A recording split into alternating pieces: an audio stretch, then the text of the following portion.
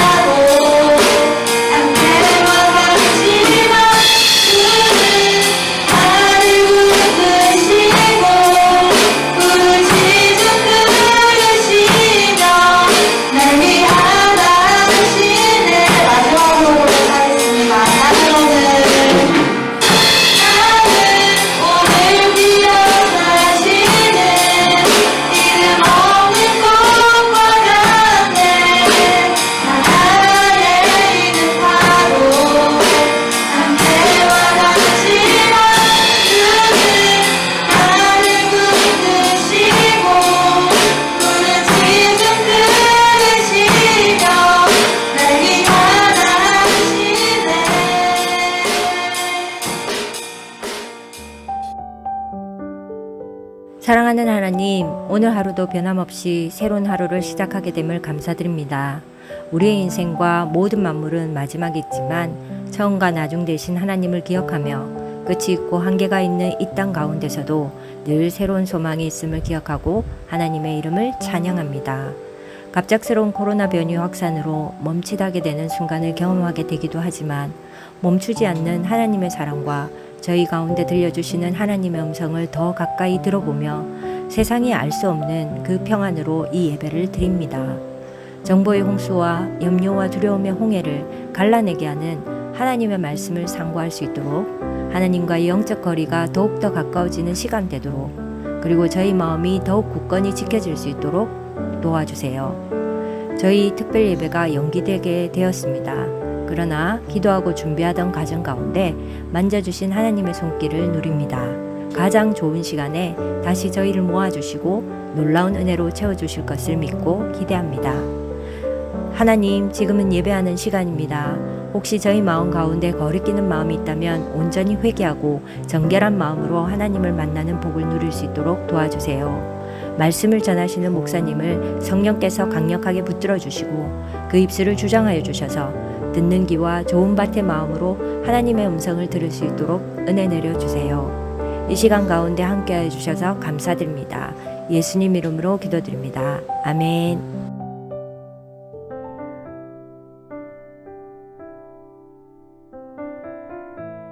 에훗이 죽으니 이스라엘 자손이 또 여호와의 목전에 악을 행하매 여호와께서 하솔에서 통치하는 가나안 왕 야빈의 손에 그들을 파셨으니 그의 군대 장관은 하롯의 닥고임에 거주하는 시스라요. 야빈 왕은 철병거 900대가 있어 20년 동안 이스라엘 자손을 심히 학대했으므로 이스라엘 자손이 여호와께 부르짖었더라. 그때에 라피도세 아내 여선지자 드보라가 이스라엘의 사사가 되었는데 그는 에브라임 산지 라마와 베델 사이 드보라의 종려나무 아래에 거주하였고 이스라엘 자손은 그에게 나아가 재판을 받더라. 드보라가 사람을 보내어 아비노함의 아들 바락을 납달리 게데스에서 불러다가 그에게 이르되 이스라엘의 하나님 여호와께서 이같이 명령하지 아니하셨느냐. 너는 납달리 자손과 스불론 자손 10,000명을 거느리고 다볼 산으로 가라. 내가 야빈의 군대 장관 시스라와 그의 병거들과 그의 무리를 기손강으로 이끌어 내게 이르게 하고 그를 내 손에 넘겨주리라 하셨느니라. 바락이 그에게 이르되 만일 당신이 나와 함께 가면 내가 가려니와 만일 당신이 나와 함께 가지 아니하면 나도 가지 아니하겠노라 하니 이르되 내가 반드시 너와 함께 가리라. 그러나 내가 이번에 가는 길에서는 영광을 얻지 못하리니 이는 여호와께서 시스라를 여인의 손에 파실 것임이니라 하고 드보라가 일어나 바락과 함께 게데스로 가니라. 바락이 스불론과 납달리를 게데스로 부르니 10,000명이 그를 따라 올라가고 드보라도 그와 함께 올라가니라. 주일 예배 나오신 여러분, 주님의 이름으로 환영하고 축복합니다. 여러분의 영혼이 잘된 같이 여러분이 범사에 잘되고 강건하기를 주님의 이름으로 축원합니다. 쓰임받는 비결을 알았던 여인들, 쓰임받는 비결을 알았던 여인들. 만약 세상에 법이 없었다면 여러분들 어떻게 됐을까요? 도로에 교통신호가 없다면 세상이 어떻게 됐을까요? 정확히 어떤지는 우리가 설명할 수 없더라도 분명한 사실은 큰 혼란이 있었을 거라는 겁니다. 후진국이고 또 못 사는 나라일수록 보통 법을 잘 지키지 않습니다. 선교지를 가보아도 이 길거리를 지나가다 보면 교통신호가 없는 곳이 꽤 많이 있습니다. 그러다 보니까 이 교통경찰이 직접 나와서 교통정리를 하는 경우가 많이 있습니다. 하지만 경찰 인력이 많지 않다 보니까 교통이 복잡해도 경찰이 있는 곳보다는 없는 곳이 더 많고 또 설사 있다 해도 경찰을 무시하고 그냥 지나다니는 경우가 더 많이 있습니다. 법과 규칙을 잘 지키는 것은 그 나라가 얼마나 성숙한지를 보여주는 척도라고 할 수 있습니다. 사사기는 여호수아가 죽은 후 이 12명의 사사들이 이스라엘을 다스리던 시기를 다루고 있습니다. 사사를 영어로 저지라고 하는데요. 심판자, 재판자라는 그런 뜻을 가지고 있습니다. 이 사사가 재판을 하면서 사람들이 하나님의 뜻을 따라 살도록 가르치고 인도했던 때가 바로 사사시대였던 것이죠. 하나님이 모세를 통해서 율법을 주셨고 또 사사들은 그 율법에 따라서 시시비비를 가리고 사람들에게 하나님의 뜻이 무엇인지 알려주셨습니다. 법은 정치와 사회의 안정에 큰 역할을 하죠. 사사시대는 왕이 없었습니다. 그러나 왕이 없었던 것이 아니었습니다. 이스라엘의 왕은 하나님이시죠. 하지만 여호수아가 죽은 후에 하나님을 왕으로 인정하지 않고 하나님의 말씀 대신에 자신들의 생각에 좋은 대로 살았습니다. 가나안 이방 족속들로부터 어려움을 겪게 되자 이스라엘은 하나님께 부르짖었습니다. 사람들이 고통 가운데 하나님께 부르짖자 이 사사들을 보내셔서 이스라엘을 고통 속에서 구원해 주시는 내용이 반복되던 때가 바로 사사시대였습니다. 먼저 1절 말씀을 보시면 에훗이 죽으니 이스라엘 자손이 또 여호와의 목전에 악을 행하매 라고 말씀합니다. 사사 에훗이 죽자 사람들은 또 하나님의 말씀 대신에 자기 생각에 좋은 대로 살기 시작했습니다. 하지만 하나님은 이스라엘 백성들이 자기 생각에 좋은 대로 살도록 그냥 내버려 두지 않으셨습니다. 가나안 왕 야빈이 20년 동안 이스라엘 백성들을 괴롭혔죠. 야빈은 그의 군대 장관 시스라를 통해서 이스라엘을 괴롭혔습니다. 이 괴롭힘을 당하면 같이 싸우면 되는데 이스라엘은 맞서 싸우지 못했습니다. 그 이유가 3절에 나옵니다. 야빈 왕은 철병거 900대가 있어 20년 동안 이스라엘 자손을 심히 학대했으므로 이스라엘 자손이 여호와께 부르짖었더라. 야빈이 철병거 900대를 가지고 있었다라고 성경은 기록하고 있습니다. 야빈은 쇠로 만든 전차 900대를 몰고 전쟁을 했다는 것이죠. 실제 전쟁을 한 것은 군대 장관 시스라였습니다. 가나안은 당시에 철기 문화를 가지고 있었지만 이스라엘은 여전히 이 청동기 문화였습니다.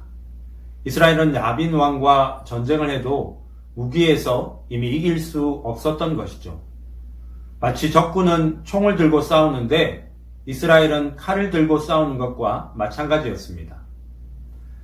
그렇게 이스라엘이 고통을 당하면서 하나님께 부르짖자 하나님께서 이스라엘에 새로운 사사를 보내주셨습니다. 그 사사가 바로 드보라입니다. 성경은 드보라를 라피돗의 아내 여선지자 드보라라고 소개하고 있습니다. 이 드보라의 등장만으로도 사실 너무나 놀라운 일이라고 할 수 있습니다. 왜냐하면 이스라엘에서는요, 여자를 숫자에도 포함시키지 않을 정도로 굉장히 무시했었는데 그런 시대에 이 여자가 사사가 되어서 이스라엘을 이끌었다는 것입니다. 이 드보라가 사사가 되어서 한 일이 5절 말씀에 나옵니다. 이스라엘 자손은 그에게 나아가 재판을 받더라. 종려나무 아래에 거주하면서 이스라엘 백성들에게 재판을 해 주었습니다. 드보라는 하나님이 모세에게 주신 율법을 기준으로 재판을 해주고 판결을 내렸습니다. 사람들이 드보라에게 와서 재판을 받았다는 것은 하나님의 말씀을 통해서 다스림을 받았다라는 것을 의미합니다. 이스라엘은 하나님의 말씀을 가까이 할 때는 평화를 누렸지만 이 말씀에서 멀어져서 자기가 하고 싶은 대로 하고 살 때는 어려움을 겪었습니다. 우리는 자신을 나름 괜찮은 사람이라고 생각할지 모르지만 하나님을 떠나게 되면 이스라엘 백성들처럼 자기가 살고 싶은 대로 또 자기가 하고 싶은 대로 사는 사람들이 바로 우리입니다. 그렇게 살면서 어려움을 겪게 되고 자기 힘으로 해결할 수 없는 문제를 마주하게 될 때야 비로소 하나님 앞에 엎드리는 것이 우리의 모습이라고 할 수 있죠. 이스라엘도 가나안 왕 야빈에게 학대를 받으면서 힘든 시간을 보내게 되자 이 드보라를 통해 하나님의 말씀을 들었던 것입니다. 비록 드보라가 여자이긴 했지만 그가 여자라는 사실보다 이 그녀를 통해서 일하시는 하나님을 발견하고 받은 말씀을 귀하게 여겼던 것이죠.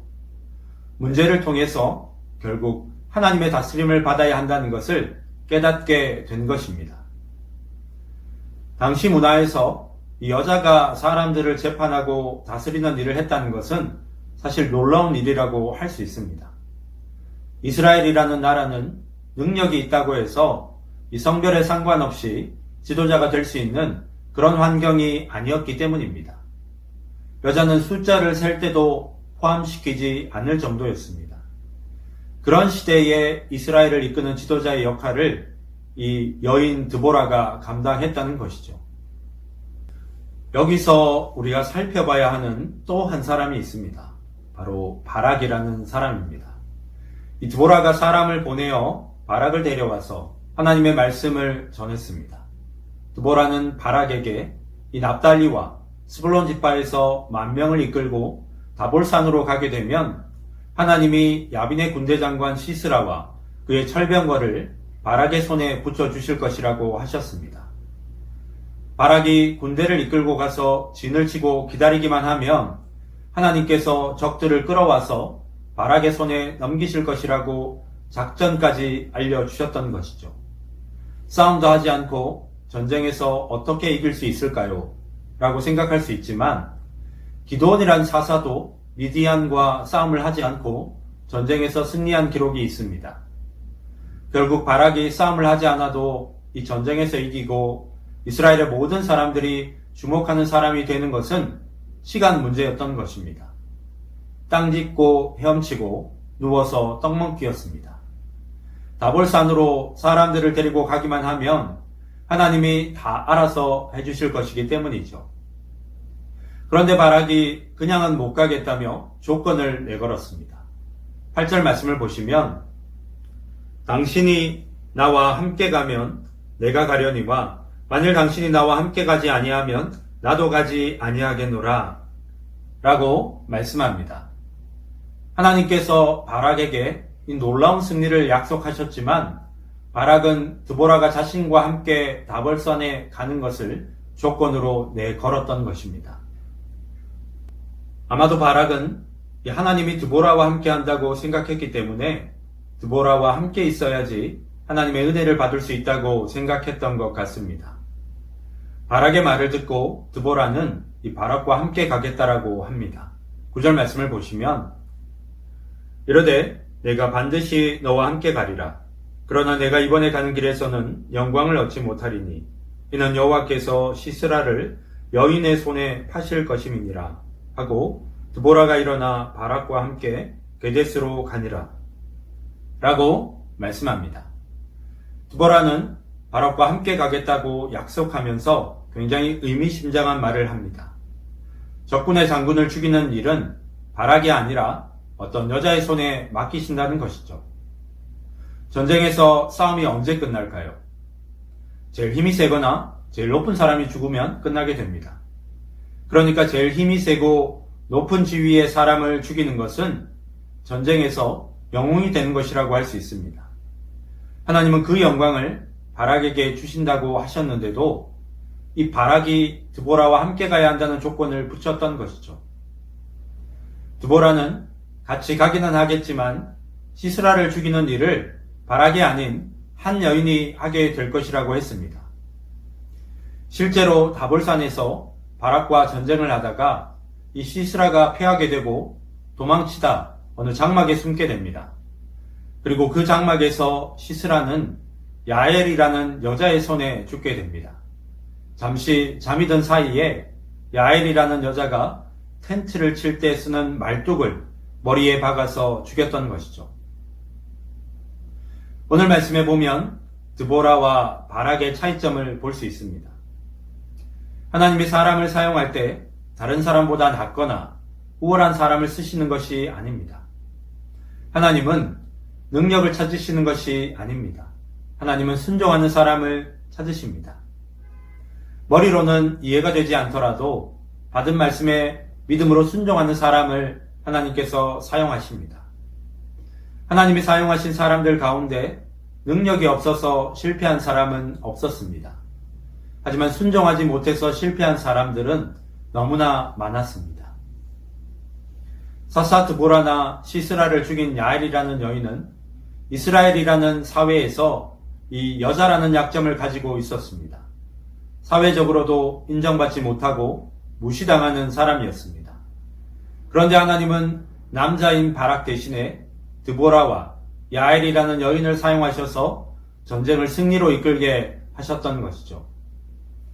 하나님이 드보라를 사사로 세우셨을 때 자신이 여자라서 안 된다고 말하지 않았습니다. 드보라는 여자인 자신을 사사로 부르신 것을 이해할 수 없었겠지만 그 부르심에 온전히 순종했습니다. 흔히 우리는 하나님께 쓰임받으려면 강해야 한다, 똑똑해야 한다, 능력이 있어야 한다고 생각합니다. 하지만 하나님은 강하고 똑똑하고 능력 있는 사람을 통해서 일하시는 것이 아니라 부족하고 연약하지만 말씀 앞에 순종하는 사람들을 통해서 일하셨습니다. 강한 사람, 능력 있는 사람은 자기 힘을 믿기 때문에 자기가 주도권을 쥐고 자기 생각대로 모든 일을 해결하려고 합니다. 자기 생각이 강하다 보니까 하나님께 쓰임받지 못하는 경우가 오히려 더 많습니다. 자신의 한계와 연약함을 알고 하나님의 전능하심을 아는 사람은 소망이 하나님께 있다는 것을 알고 도움이 하나님으로부터 온다는 것을 알기 때문에 하나님의 말씀에 순종할 수 있는 것입니다. 순종은 믿음을 필요로 합니다. 믿음은 비록 이해할 수 없을 때라도 하나님의 뜻 앞에 자기 생각을 내려놓는 과정을 통해서 하나님만 의지하는 그 믿음을 가질 수 있습니다. 하나님이 저와 여러분을 부르시고 어떤 일을 맡기실 때 믿음으로 순종하며 나아가야 합니다. 안 되는 이유를 먼저 말하기 전에 감당할 수 없음에도 하나님이 나를 부르신 뜻이 무엇인지를 생각해 봐야 합니다. 바락은 하나님이 자신을 부르셨을 때 전능하신 하나님보다 가나안 왕 야빈의 철병거가 더 크게 보였습니다.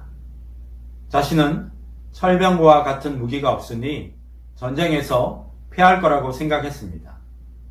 하나님만 온전히 의지할 믿음이 없다 보니 하나님이 함께 하시는 드보라와 같이 가면 자신도 보호를 받을 수 있을 것이라고 생각했던 것입니다. 우리는 능력이 없어서 쓰임받지 못한다고 생각하지만 사실 순종하지 못해서 하나님이 쓰시지 못하는 경우가 훨씬 더 많습니다. 하나님이 부르시고 세우실 때 믿음으로 나아가야 하는데 믿음이 없으니까 온전히 순종하지 못하는 것이죠. 호주의 힐성교회는 예배 때마다 훌륭한 찬양으로 많은 예배자들에게 영감을 주는 교회입니다. 이름만 대면 알만한 예배 인도자들이 이 교회를 통해서 배출되었습니다. 그 가운데 달린책이라는 예배 인도자가 있습니다. 달린책은 출석하던 교회의 찬양팀 싱어로 섬겼었습니다. 한 번은 예배 인도자가 예배에 참석하지 못하는 상황이 벌어지면서 누군가 그 역할을 감당해야 했었습니다. 사실 그녀는 사람들 앞에 서서 말하는 것을 부끄러워했지만 그것이 하나님의 뜻이라면 순종하겠다는 수줍은 고백을 했습니다. 그리고 하나님은 아무도 주목하지 않는 시골 마을의 소녀를 세계적인 예배 인도자로 세우셨습니다. 비록 자신은 연약하고 부족하지만 하나님의 뜻 앞에 순종하겠다는 믿음의 고백을 받으시고 그녀를 사용하셨던 것입니다. 순종은 적당히 하는 것이 아니라 끝까지 하는 것입니다. 나의 연약함을 알고 하나님이 어떤 분인지를 바로 알 때 우리는 온전히 순종할 수 있습니다. 여러분이 하나님의 사람으로 쓰임받기 위해 배우고 훈련해야 할 가장 중요한 것은요, 바로 말씀 앞에 순종하는 것입니다. 공부할 때는 이해하는 훈련이 필요하지만 신앙생활에서는 순종하는 훈련이 필요합니다. 옳은 일인지 나쁜 일인지 살펴보지도 않고 무조건 순종하라는 것이 아닙니다. 내가 자격이 없다고 생각이 되고 나는 할 수 없다는 생각이 들더라도 하나님이 여러분을 세우시려고 할 때 그 부르심을 이해하려고 하지 말고 온전히 순종하는 법을 배워야 합니다. 우리의 생각과 계획을 뛰어넘어 일하시는 하나님의 말씀에 순종하심으로 하나님의 나라를 위해 귀하게 쓰임받는 믿음의 사람이 되시기를 주님의 이름으로 축원합니다. 기도하겠습니다. 하나님을 이해하기 위해서 애쓰는 사람이 아니라 하나님의 말씀 앞에 순종하는 사람이 될 수 있도록 인도하여 주시옵소서. 비록 나는 부족하고 연약하지만 능력이 하나님께 있음을 알고 하나님을 온전히 의지하여 믿음으로 반응하는 하나님의 사람들이 될 수 있도록 인도하여 주시옵소서. 감사드리며 예수님의 이름으로 기도드립니다.